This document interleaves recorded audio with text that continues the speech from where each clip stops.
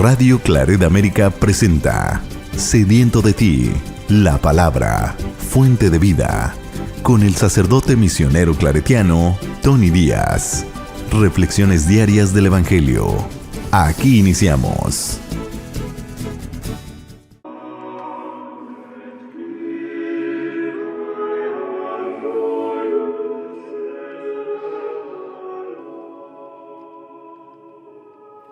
Bienvenidos, hermanos, a nuestras reflexiones bíblicas de las lecturas del día.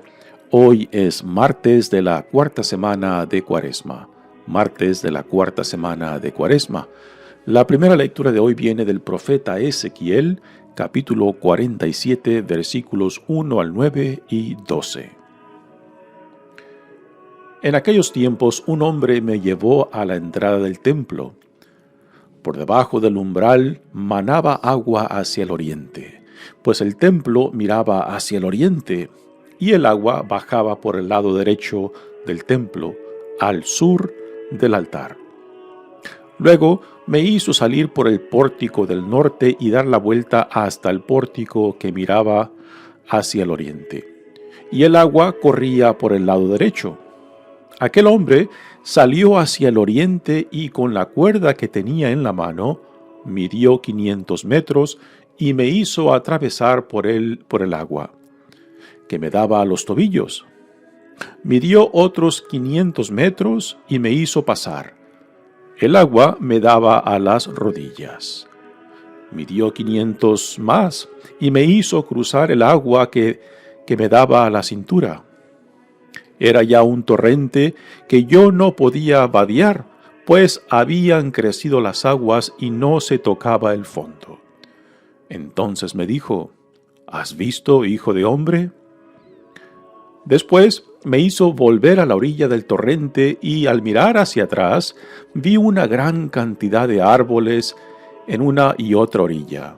Aquel hombre me dijo: Estas aguas van hacia la región oriental, bajarán hacia el Arabá, entrarán en el mar de aguas saladas y lo sanearán. Todo ser viviente que se mueva por donde pasa el torrente, vivirá. Habrá peces en abundancia, porque los lugares a donde lleguen estas aguas quedarán saneados, y por donde quiera que el torrente pase, prosperará la vida. En ambas márgenes del torrente crecerán árboles frutales de toda especie de follaje perenne e inagotables frutos.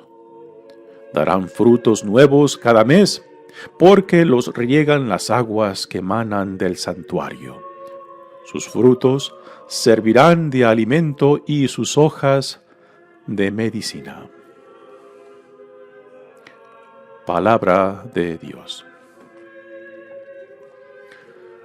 El salmo responsorial es el Salmo 45 y el responsorio es: Con nosotros está Dios, el Señor. Con nosotros está Dios, el Señor.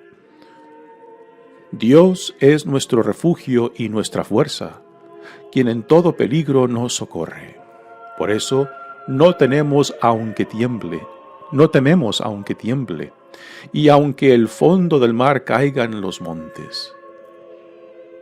Un río alegra a la ciudad de Dios, su morada el Altísimo hace santa. Teniendo a Dios, Jerusalén no teme, porque Dios la protege desde el alba. Con nosotros está Dios el Señor, es el Dios de Israel, nuestra defensa. Vengan a ver las cosas sorprendentes que ha hecho el Señor sobre la tierra. Con nosotros está Dios, el Señor. El Evangelio de hoy viene de Juan, capítulo 5, versículos 1 al 16. Era un día de fiesta para los judíos cuando Jesús subió a Jerusalén. Hay en Jerusalén, junto a la puerta de las ovejas, una piscina llamada Betesda, en hebreo, con 5 pórticos bajo los cuales yacía una multitud de enfermos, ciegos, cojos y paralíticos. Entre ellos estaba un hombre que llevaba 38 años enfermo. Al verlo ahí tendido y sabiendo que ya llevaba mucho tiempo en tal estado, Jesús le dijo: ¿Quieres curarte? Le respondió el enfermo: Señor, no tengo a nadie que me meta en la piscina cuando se agita el agua. Cuando logro llegar, ya otro ha bajado antes que yo.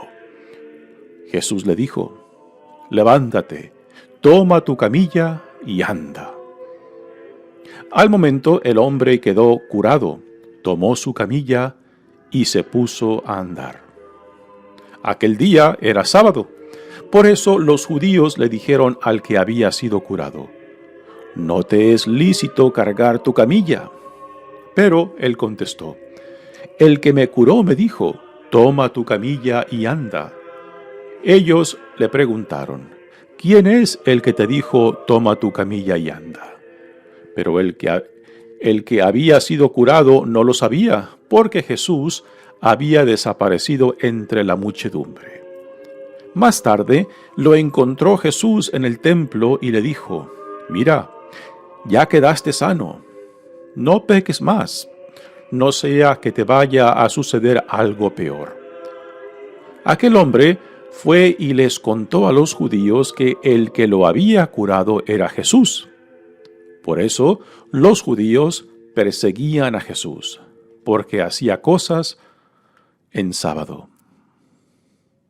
Palabra del Señor. Muy bien, demos comienzo a nuestra reflexión de las lecturas de hoy. Ya estamos en la cuarta semana de Cuaresma, ya nos queda el resto de esta semana y la entrante para ya introducirnos a la Semana Santa, tiempo que nos introduce al misterio central de nuestra salvación en Jesucristo, en su pasión, muerte y resurrección. Sin la resurrección no hay cristianismo. Así que los temas de las lecturas van a ser cada vez más agudos en cuestión de, por ejemplo, en las lecturas de hoy, el tema del agua. Para nosotros, cristianos, pues el agua es un símbolo de nuestro bautismo y debe de ser un recordatorio de la nueva vida que hemos recibido por nuestro bautismo en Cristo. En la primera lectura de hoy tenemos una visión que el profeta Ezequiel nos da. Nos dicen los comentaristas que el profeta Ezequiel, tal y como encontramos el libro hoy en día, pues tuvo la experiencia de antes y después de la conquista de Jerusalén por medio de Babilonia y después el exilio. Y que probablemente la segunda parte de este libro pues tiene que ver con la experiencia del exilio y el futuro regreso para reconstruir tanto la ciudad como el templo que fueron destruidos. Y particularmente en este capítulo 47, que está hacia el final del libro, pues tiene que ver más con la experiencia de exilio y el deseo y las promesas de Dios que su pueblo regresará, no solamente para reconstruir su templo, sino también para restaurar la vida y la vida en abundancia después de esa experiencia del exilio. Y la imagen en esta visión que nos presenta Ezequiel de estas aguas, de estos torrentes de aguas que salen del templo, pues es una imagen de vida. Y hemos de recordar que el ambiente geográfico de donde nace el judaísmo, de donde nacen las Sagradas Escrituras, es un terreno desértico y que por tanto el símbolo de agua es un símbolo muy importante tanto de vida como también de abundancia. Pues en un terreno árido y desértico, el hablar de agua es hablar no solamente del sostén de la vida, sino también de la abundancia que puede producir en un ambiente hostil como ese desértico. Así que en esta visión del profeta Ezequiel se nos presenta un torrente de aguas que emana desde el templo. Sabemos de que no hay tal torrente de agua o tal fuente de agua a que nazca del templo. Así que esta visión nos presenta la vida que fluye, que emana del templo, que es la presencia misma de Dios, y que por donde quiera que estas aguas pasan, pues producen vida. Y este es el mensaje que nos quiere dar, que la gloria de Dios manifestada, expresada en la presencia dentro del templo, pues es fuente de vida para todos aquellos que se dejen atraer y guiar por Dios mismo. Dice el profeta: en aquellos tiempos un hombre me llevó a la entrada del templo. Por debajo del umbral manaba agua hacia el oriente. Pues el templo miraba hacia el oriente, y el agua bajaba por el lado derecho del templo al sur del altar. Lado derecho significa que hacia el este del templo. Hacia el este del templo está el río Jordán, está el río Jordán que desemboca en el Mar Muerto, que es un mar tan salado que hay muy poca vida en él. Prácticamente no hay vida porque el porcentaje de sal que contiene es tan extremo que muy pocos animales pueden sobrevivir en este tipo de agua tan salada, ¿no? Pero las aguas, el torrente de agua que nace del templo, son fuente de vida, y nos menciona esta lectura que estas aguas, por donde quiera que pasan y hasta que lleguen aún a este mar muerto, mar salado, pues los sanearán. Significa que diluirá el porcentaje de sal para que pueda promover vida aún en este mar muerto. Dice: luego me hizo salir por el pórtico del norte y dar la vuelta hasta el pórtico que mira hacia el oriente, y el agua que corría por el lado derecho. Aquel hombre salió hacia el oriente y con la cuerda que tenía a la mano midió 500 metros y me hizo atravesar por el agua. Así que es un torrente que va creciendo cada vez más, y cada vez que miden una distancia más ancha, también va aumentando la profundidad del torrente que emana desde el templo. Así que nuevamente este torrente de agua es símbolo de la vida que Dios nos da. Y el templo es símbolo de la presencia de Dios mismo, puesto que en el templo se encuentra el arca de la alianza, símbolo de la presencia misma de Dios. Como para nosotros, por ejemplo, la Sagrada Eucaristía es presencia real de Cristo. Pues algo similar en cómo el arca de la alianza dentro del templo era entendida. Midió otros 500 metros y me hizo pasar. El agua me daba a las rodillas. Aquí sigue aumentando la profundidad de este torrente que emana desde el templo. Era ya un torrente que yo no podía vadear, pues había crecido las aguas y no se tocaba el fondo. Entonces me dijo: ¿has visto, hijo de hombre? Aquí encontramos una de las pocas referencias a este título con el cual Jesús se identifica en los evangelios: Hijo del Hombre. Es un título que aún hoy en día muchos comentaristas en la Biblia aún tienen, hay una diversidad de opiniones a qué hace referencia, de dónde proviene y por qué Jesús. ¿Por qué Jesús específicamente se identifica con este título y se lo aplica a sí mismo, Hijo de Hombre?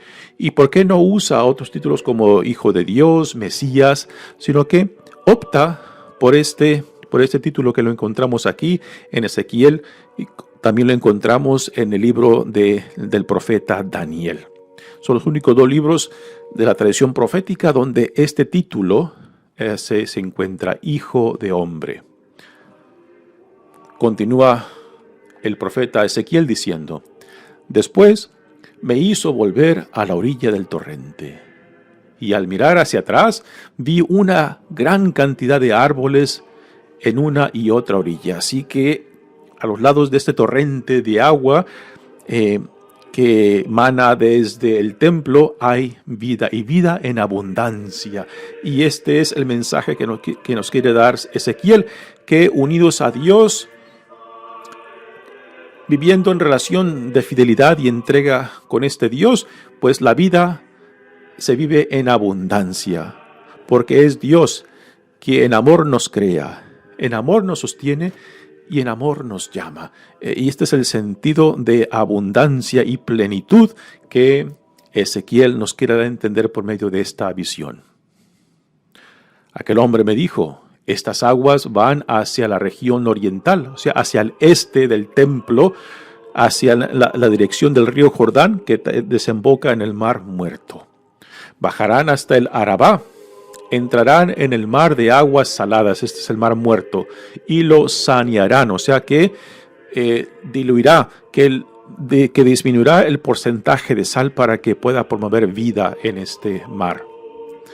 Habrá peces en abundancia, porque los lugares a donde lleguen estas aguas quedarán saneados, y por donde quiera que el torrente pase, prosperará la vida. Y este es el mensaje de esperanza que el profeta Ezequiel da al pueblo que se encuentra en el exilio, con la esperanza de que cuando regrese, pues pueda regresar no solamente la normalidad a este pueblo que se encuentra en el exilio, sino que una nueva existencia, una forma de ser y de vivir confiados en el Señor. Dice: en ambas márgenes del torrente crecerán árboles frutales de toda especie y follaje, perenne e inagotables frutos. Darán frutos nuevos cada mes, porque los riegan las aguas que emanan del santuario. Nuevamente aquí el sentido no solamente de vida, sino de abundancia de vida. Sus frutos servirán de alimento y sus hojas de medicina. Ahora, nosotros que leemos esta visión que el profeta Ezequiel nos da, ¿qué hemos de sacar, no? Pues para nosotros, el símbolo del agua es un símbolo de nueva vida, la nueva vida que se nos da en Jesucristo, ¿no? En el bautismo tenemos 3 símbolos que son importantes y que estos símbolos expresan y manifiestan lo que se nos da por medio de este sacramento. Por medio del símbolo del agua, pues es símbolo de muerte y de vida a la misma vez, ¿no? Por muerte entendemos, por ejemplo, el diluvio que trajo la muerte a todos aquellos que se rebelaron contra Dios, que rechazaron a Dios, pero que también promovió nueva vida. Y esta es la experiencia nuestra en la vida, ¿no? Que las aguas, así como producen vida, así como producen frutos, pues también tienen la capacidad de promover muerte, sufrimiento, ¿no? Por ejemplo, cuando hay grandes lluvias, cuando hay inundaciones, el agua también es fuente de tragedias y de muertes, ¿no? Así que el agua que se utiliza en el sacramento del bautismo, pues es fuente de muerte a todo aquello que se opone al plan de salvación, muerte al pecado, muerte a todo aquello que nos roba de nuestra verdadera identidad y dignidad como hijos e hijas de Dios.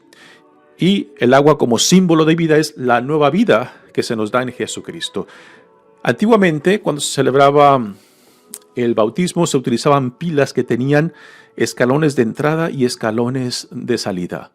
Los escalones de entrada pues sumergían a la persona a bautizar, que era sumergida en las aguas del bautismo, se sumergían, símbolo de muerte, y al salir al otro lado de la piscina, pues era el salir a la nueva vida.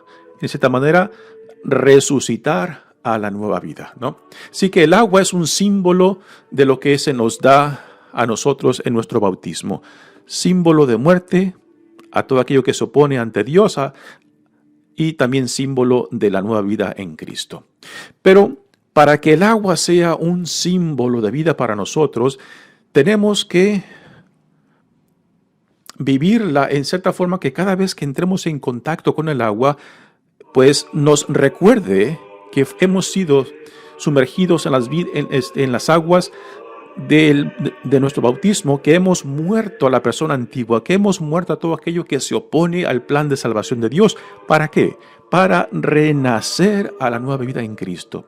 Así que para que el agua sea un símbolo vivo para nosotros y no un símbolo muerto que no nos comunica nada, cada vez que entremos en contacto con el agua, ya sea con la lluvia, ya sea cuando uno se lava las manos, ya sea cuando uno se baña, ya sea cuando uno bebe, ¿no? Que nos recuerde que hemos sido sumergidos en las aguas para morir a la persona antigua, como nos dice San Pablo, y así poder renacer como hijos e hijas de Dios en Jesucristo. Así que cada vez que entramos en contacto con el agua debe ser un recordatorio de lo que se nos ha dado en Jesucristo, de la nueva vida que se nos ha dado y a lo que hemos muerto para poder ser parte de esta nueva vida del reino que Dios inaugura en Jesucristo. Así que para nosotros que escuchamos esta lectura de Ezequiel, donde menciona el agua que emana del templo, pues debe de ser un recordatorio de las aguas bautismales, en las cuales hemos muerto para poder renacer en Jesucristo. Y en esta temporada de Cuaresma, pues es un símbolo muy propio, puesto que es la invitación de regresar al llamado que Dios nos ha hecho en Jesucristo, de seguir rechazando todo aquello que se interpone, todo aquello que nos roba, que nos priva de la vida que se nos ha dado en Jesucristo, para poder celebrar con dignidad la gran victoria que Dios en Jesucristo se ha ganado para nosotros en la resurrección. Muy bien, pasemos ahora al Evangelio de hoy. Continuamos leyendo el Evangelio de Juan y aquí se nos presenta el tercero de 7, no milagros, sino señales como el evangelista Juan los define. Solamente tiene 7 milagros que los define como señales, porque como señales testifican de la identidad de Jesús y de su autoridad. Así que son como testigos de la persona de Jesús mismo, ¿no? Por eso no hemos de reducir a Jesús a una persona que simplemente hacía milagros, a un curandero, por ejemplo, como así mucha gente tiene esta idea de Jesús, ¿no? Que simplemente está ahí para milagros, ¿no? Y reducir el evangelio de Jesús a milagros es distorsionar el propósito central del por cual Dios nos manda a su Hijo amado. Nos manda para inaugurar el reinado de Dios en su Hijo, ¿no? Y que la misión principal y central de Jesús es identificarnos con esta visión del reino. Los milagros, las sanaciones, la expulsión de demonios testifican de quién es Jesús, de dónde viene y de la autoridad con que viene. Así que este es el tercer milagro o señal que testifica acerca de quién es Jesús. Dice, era un día de fiesta para los judíos cuando Jesús subió a Jerusalén. Nuevamente encontramos a Jesús en Jerusalén. Ya hemos mencionado que en el Evangelio de Juan, Jesús va y viene de Galilea a Jerusalén varias veces, lo cual no lo encontramos esto en los otros evangelios. Particularmente en el Evangelio de Lucas, Jesús va solamente una vez, o sea, desde que da comienzo a su ministerio público, de Galilea a Jerusalén, va solamente una vez.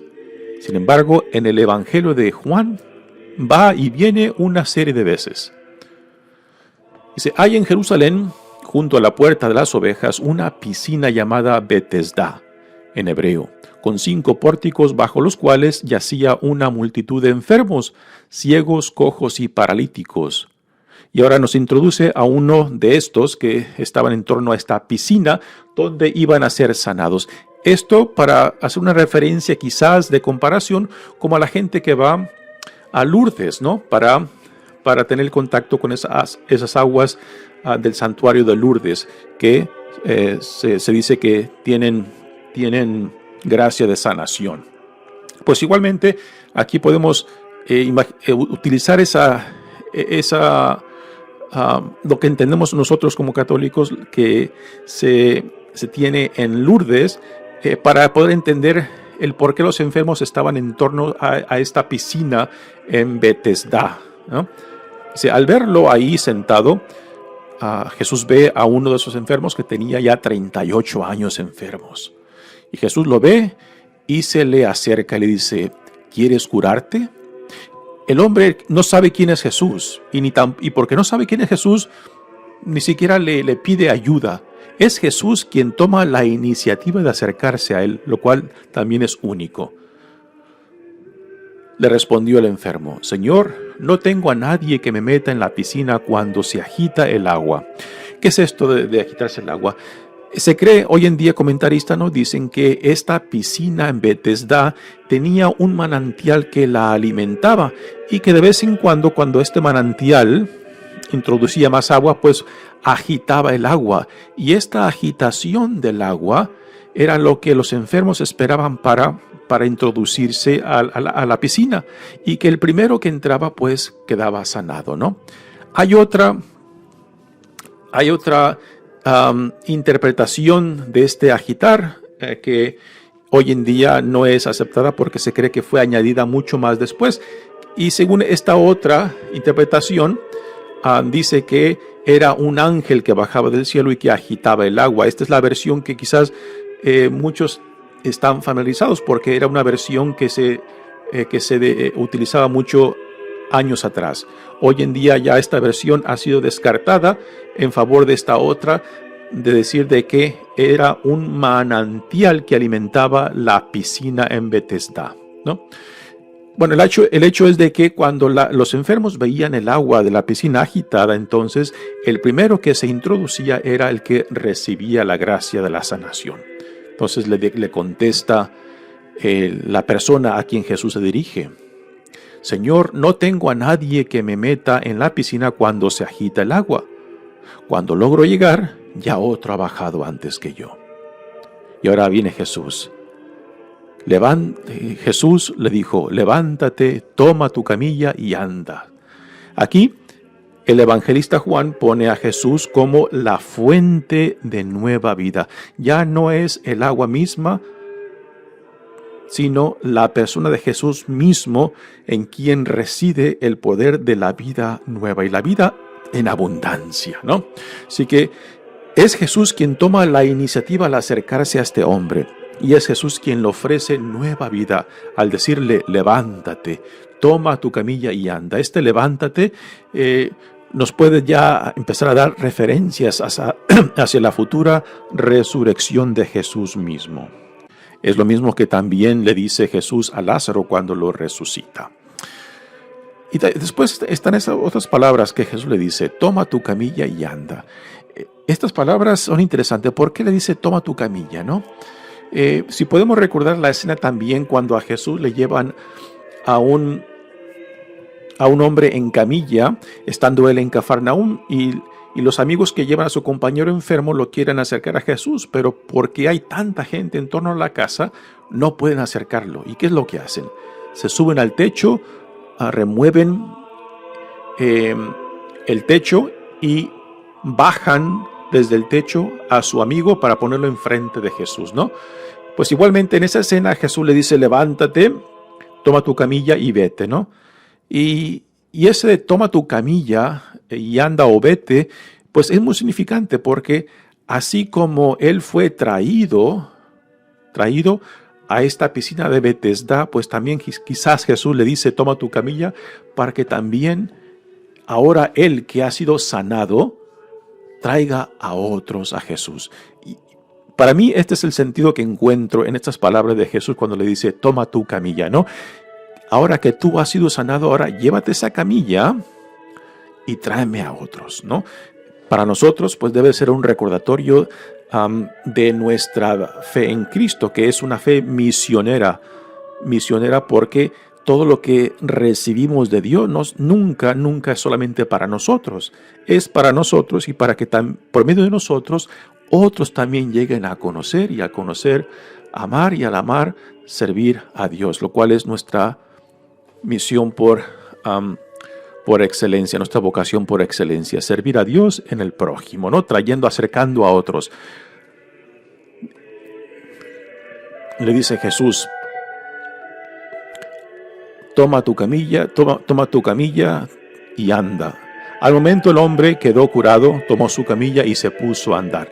Ahora viene la reacción de los líderes religiosos. Es el día de la sanación. Esta sanación es un sábado y que por tanto, pues la ley mosaica le prohibía a este hombre cargar la camilla. O sea, porque la ley dice no tienes que hacer ningún trabajo físico, y cargar la camilla pues era visto como el estar violando la ley del sábado.